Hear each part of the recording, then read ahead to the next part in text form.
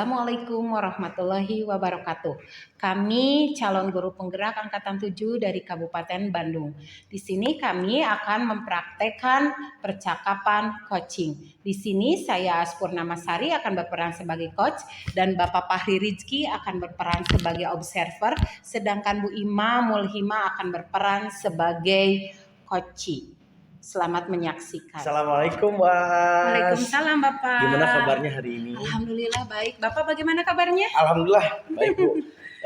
Hari ini kita rencana Ibu akan mengadakan percakapan coaching ya. Iya betul. Jadi sebelum kita melaksanakan kita ngobrol-ngobrol dulu ya, Bu ya. Ya, mangga Bapak. Ada beberapa pertanyaan, saya boleh bertanya ya, Bu ya? Mangga Bapak. Ya. Yang pertama, Bu, jadi kan Ibu nanti akan melaksanakan percakapan coaching. Iya, betul sekali. Nah, saya itu di sini bertugas sebagai observer. Jadi harus ada kesepakatan dengan Ibu nih. Yang pertama, Ibu pingin seperti apa rubrik penilaian percakapan coachingnya? Mungkin rubrik penilaiannya saya lebih ke alur tahapan tirtanya ya Pak ya. Yaitu nanti ada tujuannya, kemudian identifikasi masalahnya pun sudah ada, kemudian saya nanti akan merencanakan aksi dan juga nanti saya akan mintai pertanggungjawabannya. Oke, baik. Pertanyaan yang kedua ya Bu ya.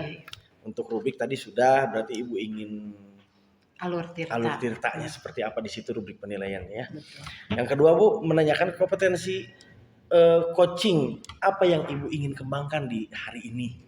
Mungkin untuk kompetensi coachingnya yang ingin saya kembangkan hari ini yaitu saya itu ingin membuat pertanyaan yang berbobot Pak, supaya coaching saya itu lebih tergali lagi gitu potensinya, supaya coaching saya itu bisa menyelesaikan dan mendapatkan solusi dari masalahnya sendiri. Oke, baik.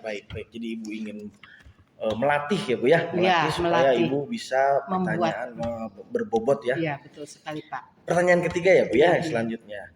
Bagian kompetensi mana yang secara spesifik yang akan Ibu ingin saya observasi? Ya tadi itu ya Pak, membuat pertanyaan berbobot tadi. Mungkin Pak ya. Dengan alur yang tirta tadi ya? Iya, betul sekali dengan alur tirta. Menurut Ibu nih Bu, indikator ketercapaian dari tujuan pengembangan yang Ibu ingin lakukan apa sih? Indikatornya. Jadi indikator pengembangan yang ingin saya lakukan yaitu coach saya itu mendapatkan solusi gitu dari masalah-masalahnya sendiri gitu. Serta saya itu dapat menggali potensi coach saya. Pertanyaan terakhir ya Bu ya, sebelum Ibu melaksanakan percakapan coaching. Indikator ketercapaian dari tujuan pengembangan yang diinginkan apa sih Bu? Jadi indikatornya mungkin kalau coach saya itu sudah mendapatkan solusi dari permasalahannya sendiri, berarti indikator-indikator yang ingin saya capai itu sudah berhasil Pak. Jadi saya itu ingin menggali lagi potensi yang ada pada diri coach saya mungkin Pak, seperti itu. Oke, siap. Bagaimana untuk pertanyaannya untuk pra-supervisi sudah selesai, sudah datangkah? Oh sudah kebetulan. Boleh saya panggil Bapak? Langsung saja Bu. Iya. Mangga Bu Ima. Bu Ima mangga kalabat. Sehat Bu. Alhamdulillah. Nah Bu Ima, kita kan sudah janjian ya kemarin kita itu mau berbincang-bincang ya Bu Ima. Tapi di sini ada Pak Fahri, nggak apa-apa ya. Pak Fahri di sini mau mengobservasi saya mungkin ya. Nah boleh tidak saya rekam? Oh boleh. Baik ya Bu Ima, kita berbincang-bincang ya Bu Ima. Nah, ada apa nih Bu Ima? Kenapa Bu Ima mengajak saya janjian? Ada apa nih? Aduh Bu, gimana ya? Saya pengen curhat ya Bu ya, nggak apa-apa ya Bu ya curhat ya? Nggak apa-apa. Soalnya udah lama kan saya nggak curhat sama Bu As. Nih sekarang kok perasaan susah ya, pengen ketemu waktu susah gitu. Kemarin saya coba-coba menghubungi Bu As dan alhamdulillah Bu As hari ini ada waktu buat ngobrol sama saya. Alhamdulillah ya Bu Ima. Ada apa nih Bu Ima? Aduh gini Bu, saya itu sebetulnya lagi bingung ya Bu ya, lagi bingung, lagi galau. Masalahnya ini masalah di sekolah Bu. Oh masalah di sekolah, kenapa tuh Bu? Kan saya udah lama Bu ngajar di sekolah saya ya, ya sekitar 15 tahun lah, saya udah lama berarti ya ngajar di sekolah saya. Tetapi yang saya sayangkan itu Bu, di sekolah saya itu senioritasnya itu sangat kental Bu. Jadi saya sudah lama mengajar di sana, tapi saya bisa dibilang masih junior, Bu.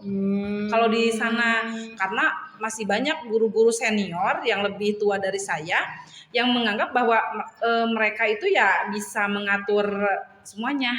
Oh, gitu. jadi Kebetulan, permasalahannya hari ini yang ingin Ibu Ima bicarakan dengan saya mungkin lebih ke senioritas ya Bu ya. betul, iya Bu, masalah senior. Nah, coba dari pembicaraan kita sekarang apa sih yang ingin Ibu Ima dapatkan? Jadi dengan ngobrol sama Bu Aas, saya tuh maunya Bu ya mendapatkan solusi Bu atas permasalahan saya ini. Jadi saya maunya sudah nggak bingung lagi Bu. Ya minimal saya tahu saya harus seperti apa melangkah ke depannya gitu Bu. Nah, coba ceritakan nih masalah Bu Ima lebih lanjut lagi sama saya bagaimana? Iya, gini ya Bu ya ceritanya. Jadi kan saya itu ngajar udah 15 tahun. Terus kebetulan ketua MGMP-nya itu memang lebih senior Bu dari saya. Nah, selama ini saya tuh susah Bu kalau untuk mengajar di kelas atas tuh susah karena harusnya saya itu mengikuti anak. Contohnya sekarang saya ngajar di kelas 7. Kemudian tahun depannya saya harus mengajar di kelas 8. Jadi terus mengikuti anak tersebut. Kemudian tahun depannya lagi saya harus mengajar di kelas 9. Tetapi Bu, pada kenyataannya ketika saya harusnya ngajar di kelas 9, saya itu selalu dijegal Bu sama ketua MGMP-nya. Karena mungkin merasa lebih senior dan biasanya beliau itu suka inginnya ngajarnya ya di kelas 9 terus Bu. Jadi kan saya bingung ya. Padahal kurikulum sendiri itu sudah memberikan aturan bahwa semua guru mapel itu harus mengikuti anak Bu ngajarnya. Berarti kan jangan lihat ini guru junior atau senior ya Bu ya. Tetapi yang saya sayangkan memang untuk ketua MGMP saya itu selalu menjegal. Jadi beliau terus yang mau ngajar di kelas 9 gitu. Oh, jadi itu mungkin ya sekarang permasalahan yang sedang dihadapi Bu Ima ya. Coba Iya, apakah ada hal-hal yang sudah Ibu Ima lakukan? Sudah Bu, saya sudah pernah ngobrol dengan beliau. Ya. Saya bilang, Ibu, ini kan sesuai aturan dari kurikulum bahwa kita itu ngajarnya mengikuti anak gitu. Jadi ketika saya sekarang ngajar kelas 8, tahun depan saya ngajar di kelas 9. Terus beliau bilangnya sih, ya nanti ya Bu Ima, nanti saya pikirkan lagi katanya gitu. Nah, biasanya dari kurikulum itu menyerahkan ke setiap ketua MGMP Bu.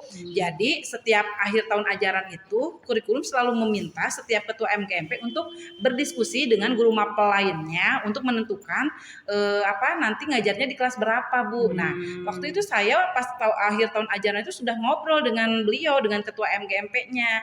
Saya bilang bahwa tahun ini tahun ajaran baru saya ngajar di kelas 9 supaya beliau tidak lupa lagi Bu.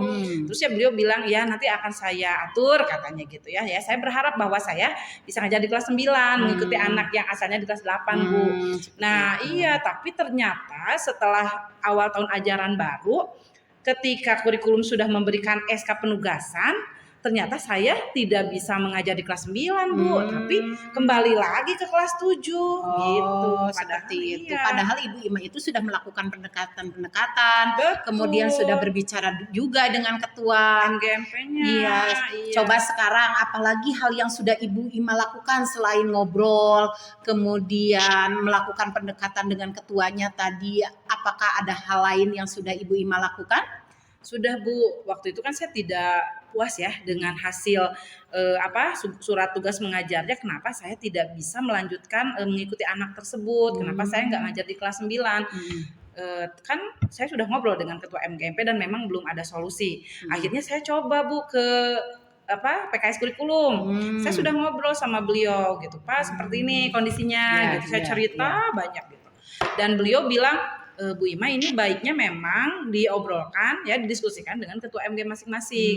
Kalau sekarang kan surat tugas mengajar sudah keluar nih, udah tahun ajaran baru. Jadi itu sudah tanggung, sudah keluar surat tugas mengajarnya. Jadi ya mungkin untuk tahun depan mungkin Bu Ima bisa mengikuti anak ke kelas 9 dan pihak kurikulum menyangka bahwa kami itu memang sebelumnya sudah ada kesepakatan gitu Bu ya antara guru mapel dengan ketua MGMP-nya. Padahal kan itu keputusannya kembali ke ketua MGMP. Saya sudah ngobrol kan dengan ketua MGMP-nya, tapi kan tidak ada solusi. Ya akhirnya saya menghubungi kurikulum dan beliau tidak bisa apa-apa karena sudah terlanjur keluar surat tugas tugasnya. mengajarnya. Iya betul sekali. Nah Bu Ima kan tadi cara-cara Bu Ima sudah dilakukan ya, dari pertama melakukan pendekatan mungkin dengan ketuanya, kemudian dengan bagian kurikulumnya mungkin sudah dibicarakan, namun masih juga sama hasilnya ya. Nah sekarang coba rencana yang akan Ibu Ima lakukan nih supaya nanti pas ajaran baru sesuai dengan apa yang Bu Ima inginkan. Jadi mengikuti anak gitu. Jadi Bu Ima mengajarnya dari kelas 8 ke kelas 9. Nah, rencana apa sih yang akan Ibu Ima lakukan? Tadi kan rencana yang pertama masih tetap ya hasilnya. Yang kedua berbicara dengan bagian kurikulum masih tetap. Nah, rencana apa lagi nih yang akan Ibu Ima lakukan? Saya sih baru berpikir ya Bu ya, belum lama nih saya mikir gitu. Mungkin tidak ada salahnya kalau saya coba untuk ngobrol ke kepala sekolah. Betul sekali. Karena kan saya sudah melakukan pendekatan dengan ketua MGMP, kan tidak ada hasilnya sampai sekarang. Kemudian sudah ngobrol dengan kurikulum dan beliau memang tidak bisa berbuat banyak karena memang itu keputusannya dikembalikan kepada ketua MGMP masing-masing. Ya akhirnya saya mikir mau menghubungi kepala sekolah saja Bu. Mudah-mudahan dengan begitu saya ngobrol dengan kepala sekolah, saya mendapatkan solusi yang saya inginkan. Iya betul sekali ya Bu Ima. Mungkin sebelum Bu Ima ngobrol langsung dengan kepala sekolah, apakah ada rekan kerja Bu Ima yang bisa Bu Ima mintai bantuan mungkin? Sebetulnya gini Bu, saya tuh sering ngobrol ya sama sesama guru mata pelajaran, dan kebanyakan ternyata mereka juga mengalami hal yang serupa Bu dengan saya. Jadi tidak bisa mengikuti anak karena ketua MGP-nya itu guru-guru yang sudah senior. Dan sama ternyata ketika harusnya ngajar di kelas 9, dibalikin lagi ke kelas 7 karena asumsi mereka itu udah ibu yang ngajar di kelas 9. Terus kadang saya suka ini Bu, suka lucu gitu ya kalau menurut saya. Alasannya tuh seperti ini, Bu Ima udah ibu yang ngajar di kelas 9. Soalnya kalau ngajar di kelas 9 mah sebentar katanya Bu, paling sampai bulan Maret juga selesai. Ibu mah pengen sebentar kan lucu ya Bu ya kalau alasannya kayak gitu. Jadi rencana kedepannya yang akan Ibu Ima lakukan yaitu akan berbicara langsung dengan kepala sekolahnya mungkin ya Bu Ima ya. Betul Bu.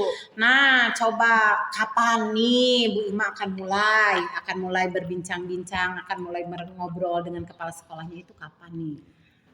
Saya maunya secepatnya Bu. Saya mau secepatnya ngobrol dengan kepala sekolah, tetapi saya lihat dulu jadwal beliau karena kan kepala sekolah kan sibuk ya Bu ya.